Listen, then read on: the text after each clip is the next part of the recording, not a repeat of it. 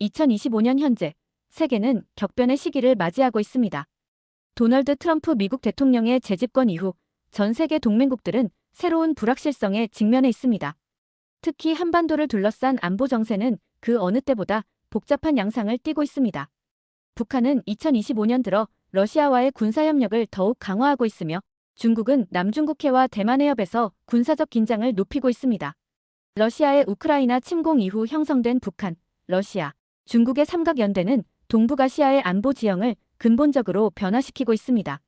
이러한 상황에서 주한미군을 둘러싼 논란이 다시 한번 수면 위로 떠올랐습니다. 2025년 5월 월스트리트 저널은 미국이 주한미군 28,000명 중 4,500명을 괌과 인도, 태평양 지역으로 이전하는 방안을 비공식적으로 검토 중이라고 보도했습니다. 미국 국방부는 즉각 이를 부인했지만 이 보도는 많은 사람들에게 근본적인 질문을 던졌습니다. 과연 미국은 정말로 주한미군을 철수할 수 있을까요? 트럼프 대통령은 집권 1기 때도 주한미군 철수를 협상 카드로 꺼내들었습니다. 그러나 실제로는 어떠했습니까? 주한미군은 여전히 한반도에 주둔하고 있습니다. 왜일까요? 단순히 한국이 방위비를 많이 내서일까요? 아니면 북한의 위협 때문일까요? 진실은 훨씬 더 복잡하고 전략적입니다. 오늘은 미국이 주한미군 철수를 압박 카드로는 활용하지만 실제로는 절대 철수하지 못하는 5가지 핵심적인 이유에 대해 심층적으로 분석해드리겠습니다. 이 이야기는 단순히 군사적 문제를 넘어 국제정치의 현실과 경제적 이해관계, 그리고 21세기 패권 경쟁의 본질을 보여주는 살아있는 교과서입니다. 미국이 주한미군을 철수할 수 없는 첫 번째 이유는 한국이 미국의 전략 감시 및 정보 허브이기 때문입니다. 한국은 단순한 군사 주둔지가 아닙니다. 주한미군 기지에는 세계 최고 수준의 감청 및 정찰 시스템이 가동되고 있습니다. 이 시스템은 북한만을 감시하는 것이 아닙니다.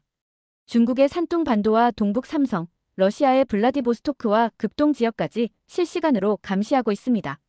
한반도의 지정학적 위치를 다시 한번 살펴보겠습니다. 한국은 중국, 러시아, 일본이라는 동북아시아 3대 강국이 만나는 교차점에 위치해 있습니다.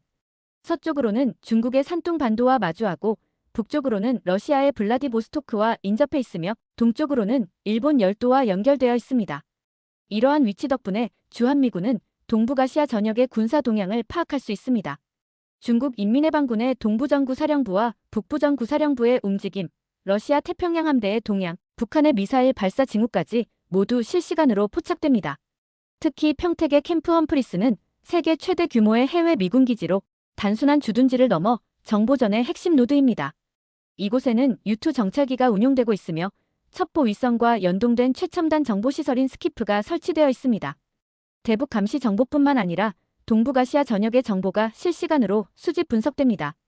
미 육군전쟁대학 전략문제연구소가 2024년에 발표한 보고서에 따르면 한국은 미국이 중국의 장기적 위협에 대응하기 위한 최적의 전략적 요충지라고 명시하고 있습니다. 특히 대만 해협에서 1,500km 떨어진 한국의 위치는 유사시 미군의 신속한 정보 수집과 전력 투사를 가능하게 합니다. 미국의 인도, 태평양 전략에서 한국은 필수 불가결한 전략적 거점입니다. 이 전략의 핵심은 중국의 부상을 견제하고 영내 질서를 미국 중심으로 재편하는 것입니다. 캠프 험프리스는 한반도뿐 아니라 일본, 대만, 남중국해, 심지어 인도양 작전까지 연결되는 미인도, 태평양 전략의 핵심 노드입니다. 2024년 10월과 2025년 4월, 중국은 2차례에 걸쳐 항공모함과 수백 대의 전투기를 동원한 대규모 대만 포위 무력 시위를 감행했습니다. 이러한 상황에서 주한미군의 정보 수집 능력은 더욱 중요해지고 있습니다. 중국군의 움직임을 사전에 포착하고 분석하는 것은 대만 방어 전략의 핵심입니다. 엘브리지 콜비 전 미 국방부 정책차관은 트럼프 2기 행정부에서 국방부 정책차관으로 임명되어 주한미군은 중국의 장기적 위협에 집중하게 해야 하며 주한미군을 더 유연하게 운용해야 한다고 강조했습니다. CSIS의 빅터 차 한국석좌 역시 주한미군의 전략적 유연성 확대가 인도, 태평양 전략의 성패를 좌우할 것이라고 분석했습니다. 미 해병대 중령 브라이언 커그는 싱크탱크 애틀랜틱 카운슬을 통해 한국은 돌연선 방어를 위한 이상적인 다치라고 표현했습니다. 만약 미국이 한국에서 철수한다면 어떻게 될까요? 미국은 중국을 견제하기 위해 일본에만 의존해야 합니다. 그러나 일본만으로는 중국의 서태평양 진출을 막기에 역부족입니다. 더욱이 중국과 러시아에 대한 정보 수집 능력이 크게 약화됩니다. 미국 입장에서 이 거점을 포기한다는 것은 아시아 패권의 눈을 스스로 가리는 행위와 같습니다. 한국이라는 서쪽 닷과 일본이라는 동쪽 닷이 함께 작동해야만 미국의 인도, 태평양 전략이 완성되는 것입니다. 결론적으로 미국에게 주한미군 철수는 단순히 한반도 문제가 아닌 동북아시아 전체에 대한 정보력 상실과 21세기 미중 패권 경쟁에서의 전략적 패배를 의미합니다. 미국이 주한미군을 철수할 수 없는 두 번째 이유는 중국 봉쇄 전략에서 한국이 차지하는 지리적 위치 때문입니다. 현재 미국의 대중국 봉쇄 전략인 인도, 태평양 전략에서 한국은 지리적으로 가장 완벽한 방파제입니다. 일본은 미군의 항모와 공군 중심 거점이지만 한반도는 육해공 3군의 실전 배치가 가능한 유일한 전선입니다. 캠프 험프리스는 면적 14.677제곱킬로미터로 서울 여의도의 5.5배에 달하는 세계 최대 규모의 해외 미군 기지입니다. 평시 약 4만 3천 명, 최대 8만 5천 명까지 수용할 수 있는 이곳은 미국이 한반도에 쏟아부은 전략적 투자의 결정체입니다. 캠프 험프리스 확장 건설에 투입된 비용은 총 107억 달러, 한화로 약 12조 원에 달합니다. 놀라운 점은 이 중 91.6%인 98억 달러를 한국 정부가 부담했다는 사실입니다. 미군은 캠프 험프리스를 태평양 지역에서 가장 규모가 큰 전력투사 플랫폼이라고 부릅니다. 기지 내 철도 하역장은 인근 평택항을 포함한 한국의 철도망과 연결됩니다. 평택항에는 미군과 빈번하게 합동훈련을 하는 한국 해군기지가 있습니다. 캠프 험프리스에서 북쪽으로 20km 떨어진 곳에는 미군 제7 전투비행단이 주둔하는 오산 공군기지가, 남쪽으로 80km 지점에는 F-16과 무인기를 주력으로 하는 군산 공군기지가 있습니다. 평택, 오산, 군산으로 이어지는 이 삼각편대는 서해안을 따라 형성된 미군의 전략적 방어선입니다. 이 방어선의 진정한 목적은 무엇일까요? 북한의 위협으로부터 한국의 서해안을 방어하는 것도 있지만 더 중요한 것은 중국의 군사적 동향을 감시하고 견제하는 것입니다. 만약 주한미군이 철수하면 어떻게 될까요? 미군은 중국을 견제하기 위해 일본 남단이나 괌, 필리핀까지 후퇴해야 하고 이는 작전거리만 2배에서 3배 증가해 전력 효율이 급격히 떨어집니다. 구체적으로 살펴보겠습니다. 한국에서 중국 산둥반도까지의 거리는 약 400km입니다. 그러나 일본 오키나와에서는 약 800km, 괌에서는 무려 3000km가 넘습니다. 이는 단순히 거리의 문제가 아닙니다. 작전 반응 시간, 연료 소비, 전투기의 채공 시간 등 모든 면에서 전략적 불리함을 의미합니다. 2024년 아시아타임스가 보도한 미 국방부 내부 문건에 따르면 피트 헤그세스 국방부 장관은 타 지역에서의 위험 감수를 감안하더라도 중국의 대만 점령을 억제하는 데 우선순위를 둘 것이라고 명시했습니다. 2024년 한국해양전략연구소 보고서에 따르면 중국은 산둥반도의 북해함대에 신형 강습 상륙함 전력을 강화하고 북부정구사령부 예하 집단군을 배치하고 있습니다.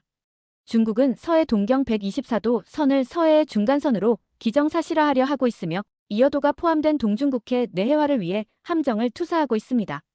한국은 중국의 동북쪽 창구를 틀어막는 유일한 실질적 전초기지입니다. 만약 한국에서 미군이 철수한다면 중국은 동중국해와 서해를 사실상 내해화할 수 있게 됩니다. 이는 미국의 서태평양 영향력이 일본 열도 이동으로 후퇴함을 의미합니다. 이상수 제주평화연구원 초빙연구위원은 한국 정부는 전략적 유연성을 존중한다고 밝혀왔지만 실제로는 주한미군이 한반도에 고정적으로 주둔하길 바라고 있다고 지적했습니다. 결론적으로 한국은 미국의 인도, 태평양 전략에서 대체 불가능한 지정학적 위치를 점하고 있습니다. 주한미군 철수는 곧 중국 봉쇄 전략의 붕괴를 의미하며 이는 미국이 절대 감수할 수 없는 선택입니다.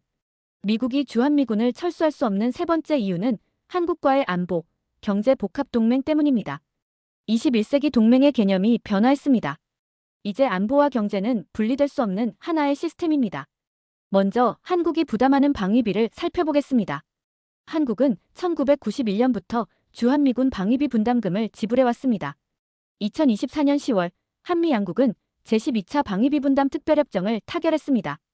2026년 분담금 총액은 1조 5,192억 원으로 전년 대비 8.3% 증가한 금액입니다. 그러나 이것은 빙산의 일각에 불과합니다. 방위비 분담 특별협정을 통한 직접 지원금 외에도 한국은 주한미군에 대해 엄청난 규모의 간접 지원을 하고 있습니다. 카투사와 경찰 지원, 부동산 지원, 기지 주변 정비, 부동산 임대료 면제, 각종 세금 면제, 공과금 혜택 등을 합치면 연간 1조 5천억 원에 이르는 비용을 지원하고 있습니다. 캠프 험프리스 건설비의 91.6%를 한국이 부담했고 매년 1조 원이 넘는 운영비 중 상당 부분을 한국이 지원하고 있으니 미국 입장에서 이만큼 가성비 좋은 해외 주둔은 없는 셈입니다. 그러나 주한미군의 가치는 단순한 방위비 절감을 넘어섭니다. 바로 한국의 첨단 기술력입니다. 현재 미국은 중국과의 기술 패권 경쟁에서 반도체가 가장 중요한 전장임을 잘 알고 있습니다. 삼성전자와 SK하이닉스가 생산하는 HBM 고대 역폭 메모리 반도체는 AI 시대의 핵심 부품입니다. 엔비디아, AMD, 인텔 등 미국 빅테크 기업들은 한국산 반도체 없이는 작동할 수 없습니다. 미국은 2022년 반도체 과학법을 통해 삼성전자와 SK하이닉스의 미국 내 투자를 유치했습니다.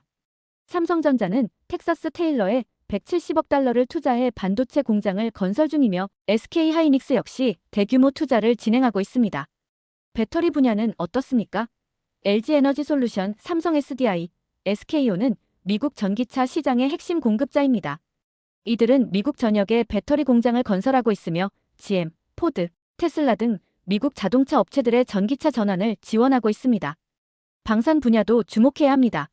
한화 에어로스페이스는 미국 육군의 K9 자주포 차기 사업에 참여하고 있으며 한국 방산 기업들은 미국 방위산업의 중요한 파트너로 부상하고 있습니다.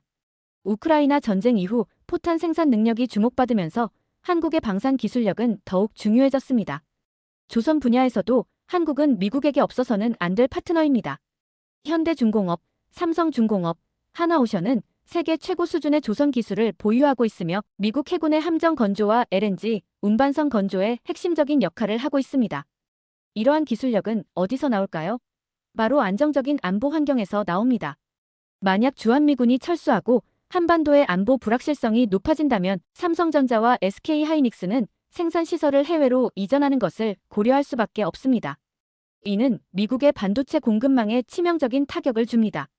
2025년 8월 이재명 대통령은 주한미군의 미래형 전략화는 필요하다고 언급했습니다.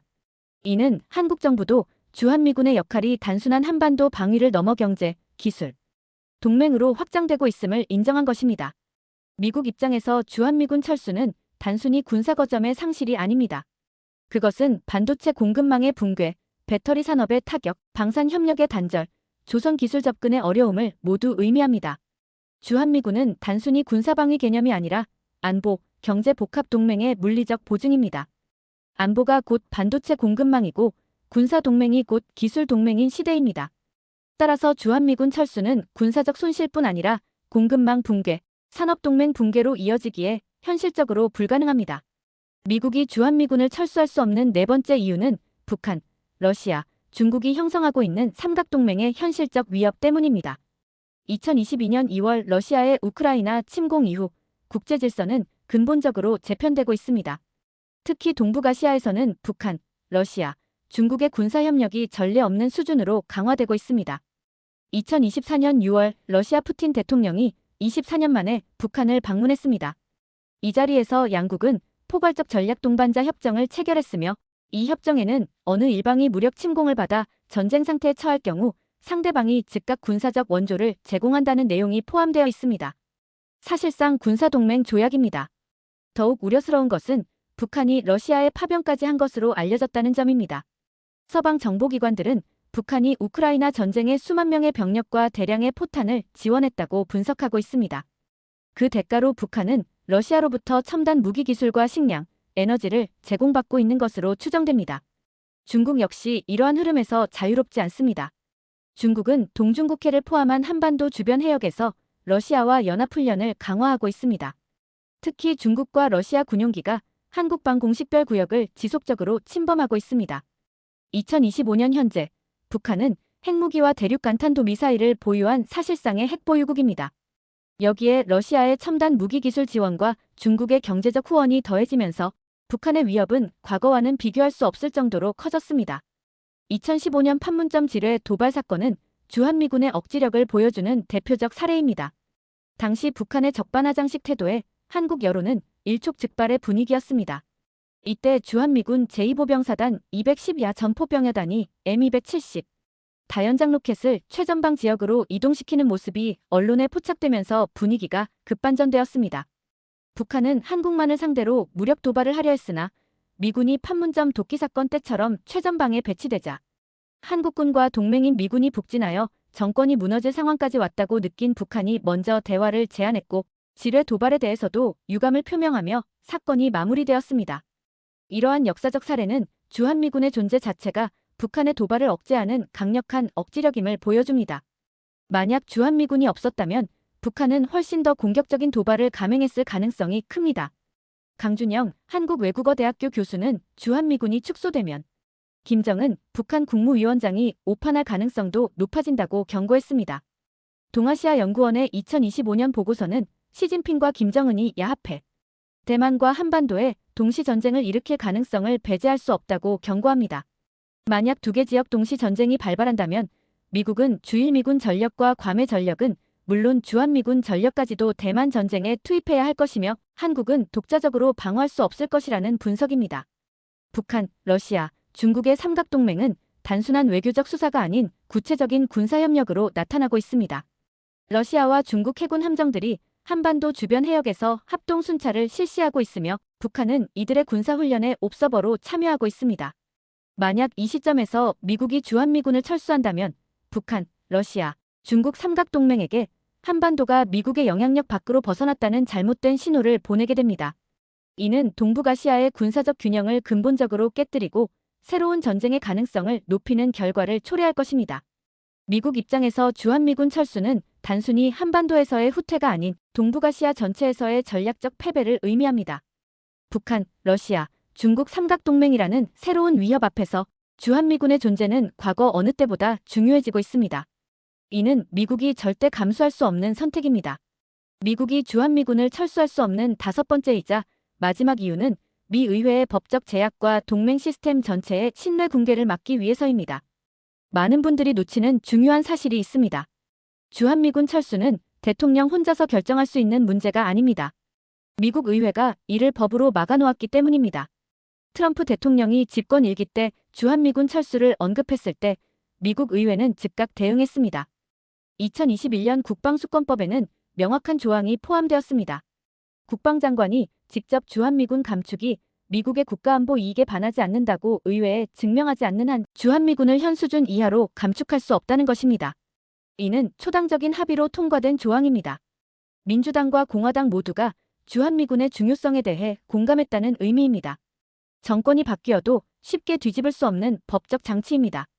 2024년 미국 의회가 통과시킨 국방수권법안에도 주한미군 병력을 현 수준인 28,500명으로 유지하고 확장 억제 공약도 제공한다는 내용이 포함되었습니다. 이러한 조항이 매년 법안에 포함되는 이유는 무엇일까요? 한미동맹이 단순히 한반도 방위를 넘어 미국의 전 지구적 동맹 시스템을 상징하기 때문입니다. 즉, 주한미군 철수는 대통령의 협상 카드가 아니라 의회가 금지한 영역입니다. 미국의 패권은 군사력만으로 유지되는 것이 아닙니다. 전 세계에 걸쳐 형성된 동맹 네트워크야말로 미국 패권의 진정한 기반입니다. 미국은 나토를 중심으로 유럽에서 한미일 삼각동맹을 중심으로 동아시아에서 그리고 오커스와 쿼드를 통해 인도태평양 전역에서 동맹국들과 긴밀하게 협력하고 있습니다. 한미동맹은 1953년 한미상호방위조약 체결 이후 70년이 넘는 세월 동안 유지되어 온 미국의 핵심 동맹입니다. 만약 미국이 70년 동맹인 한국에서도 철수한다면 다른 동맹국들은 어떻게 생각하겠습니까? 일본은 즉각 미국에 대한 신뢰를 재검토할 것입니다. 호주, 필리핀, 태국 등 아시아 태평양 지역의 동맹국들도 미국의 안보 공약을 의심하기 시작할 것입니다. 나아가 나토 회원국들마저도 미국이 정말 우리를 지켜줄 것인가라는 근본적인 의문을 품게 될 것입니다. 앤드루 여 미국 브루킹스 연구소 선임연구원은 트럼프 행정부는 한국의 대만 관련 입장을 보다 명확히 하라고 요구할 수 있으며 한미 동맹 강화를 위해 대만 유사시 한국의 구체적인 협력 방안을 논의할 수 있다고 밝혔습니다. 이는 미국이 한국을 단순한 방위 대상이 아닌 인도태평양 전략의 적극적 파트너로 인식하고 있음을 보여줍니다. 실제로 2023년 캠프 데이비드에서 열린 한미일 정상회담은 동북아시아 동맹 네트워크의 새로운 전기를 마련했습니다. 새 정상은 북한의 핵미사일 위협뿐만 아니라 중국의 공세적 행동에 공동 대응하기로 합의했습니다. 이는 한국이 미국의 인도태평양 전략에서 일본과 함께 양대축을 형성하고 있음을 의미합니다. 한국의 전략적 위상도 근본적으로 변화했습니다. 과거에는 한국이 안보를 받는 입장이었습니다. 그러나 이제는 다릅니다. AI 반도체, 배터리, 방산, 조선, 우주기술 등 다방면에서 미국과 공급자이자 협력자 관계로 격상되었습니다. 한미동맹은 이제 비대칭 보호동맹이 아니라 상호전략 동맹입니다. 미국 입장에서도 한국을 잃는 것은 단순히 군사 거점이 아니라 기술과 인프라, 국제 신뢰의 상실로 이어집니다. 동아시아 연구원 보고서에 따르면 한반도 유사시 세계 전역에 나가 있는 미군 전력이 한반도 전구로 유입되어 한미연합방 위태세를 증강해야 할 것이라고 명시하고 있습니다. 유사시 한반도로 투입되는 미군 증원 전력은 육해 공군과 해병대를 포함하여 병력 약 69만 명, 함정 약 160척, 항공기 약 2,000대의 규모입니다. 이는 캠프 험프리스가 단순한 주둔지가 아니라 유사시 막대한 증원 전력을 받아들일 수 있는 전략적 허브임을 의미합니다. 만약 주한미군이 철수한다면 이러한 전 지구적 군사 네트워크의 핵심 연결고리가 끊어지게 됩니다. 박원곤 한동대학교 국제지역학과 교수는 미국은 동아시아 최대 규모의 지상군 전투부대인 주한미군을 한반도 방위뿐만 아니라 인도, 태평양 지역의 소방수로 활용할 수 있다고 분석했습니다. 한국은 이제 미군이 떠날 수 없는 나라로 변했습니다. 기술 공급자이자 전략적 파트너이며 동맹 네트워크의 핵심 축입니다. 과거처럼 일방적으로 보호를 받는 나라가 아니라 함께 전략을 만들어가는 동등한 파트너입니다. 결론적으로 주한미군 철수는 한국에 대한 배신을 넘어 전 세계 동맹국들에게 미국은 더 이상 믿을 수 없는 나라라는 메시지를 보내는 것입니다. 이는 제2차 세계대전 이후 미국이 구축해온 동맹 시스템 전체를 붕괴시킬 수 있는 치명적인 선택입니다. 미국 의회가 법으로 주한미군 감축을 막아놓은 이유가 바로 여기에 있습니다. 주한미군의 존재는 한반도를 넘어 미국의 전 지구적 패권을 상징하는 것이기 때문입니다. 미국은 결코 이러한 위험을 감수하지 않을 것입니다. 지금까지 미국이 주한미군을 절대 철수하지 못하는 5가지 이유를 살펴보았습니다. 첫째, 동북아 전략의 핵심 거점으로서 한국은 미국의 눈과 귀입니다. 북한뿐만 아니라 중국과 러시아를 실시간으로 감시하는 정보전의 핵심 허브입니다. 둘째, 중국 견제의 최전선입니다. 한국 없이는 인도, 태평양 전략이 붕괴됩니다. 12조 원이 투입된 세계 최대 해외기지 캠프 험프리스는 대체 불가능한 전략 자산입니다. 셋째, 안보가 곧 반도체 공급망입니다. 한국의 막대한 방위비 분담과 더불어 반도체, 배터리, 방산, 조선 기술력이 결합된 경제, 기술 동맹의 핵심 고리입니다. 넷째, 북한, 러시아, 중국 삼각동맹이라는 새로운 위협에 대응하기 위한 필요성입니다. 주한미군의 존재 자체가 억지력입니다. 다섯째, 미 의회의 법적 제약과 전 세계 동맹 시스템의 신뢰를 유지하기 위한 상징적 중요성입니다. 주한미군 철수는 대통령의 카드가 아니라 의회가 금지한 영역입니다. 이 5가지 이유는 각각 독립적으로도 강력하지만 모두 합쳐지면 주한미군 철수가 사실상 불가능한 선택임을 명확히 보여줍니다. 2025년 10월 현재 국제 정세는 그 어느 때보다 불확실합니다.